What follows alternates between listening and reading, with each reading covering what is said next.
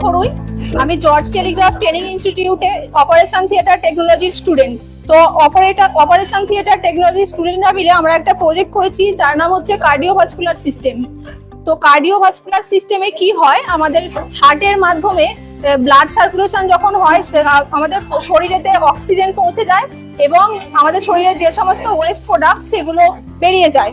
তো আমাদের শরীরেতে দু ধরনের ব্লাড থাকে, একটা হচ্ছে অক্সিজেনেটেড ব্লাড, একটা হচ্ছে ডিঅক্সিজেনেটেড ব্লাড।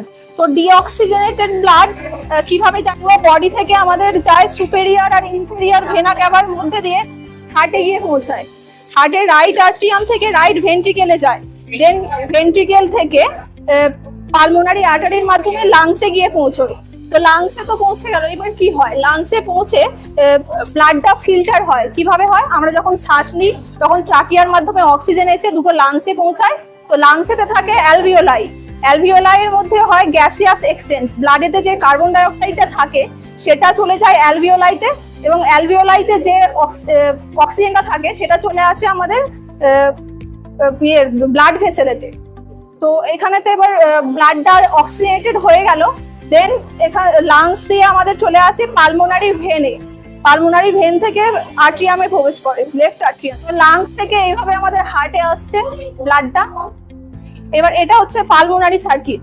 এবার সিস্টেমিক সার্কিটে কি হয়, লেফট আর্ট্রিয়াম থেকে অক্সিজেনেটেড ব্লাডটা লেফট ভেন্ট্রিকেলে আসে, দেন লেফট ভেন্ট্রিকেল থেকে অ্যাওর্টাতে চলে যায়, অ্যাওর্টা থেকে অক্সিজেনেটেড ব্লাডে পরিণত হয়, তারপর আবার সেম প্রসেসে সুপেরিয়র আর ইনফেরিয়র ভেনা ক্যাভার মাধ্যমে আবার হার্টে গিয়ে পৌঁছে যায়। এবার এই সাইকেলটা বারবার আমাদের চলতেই থাকে।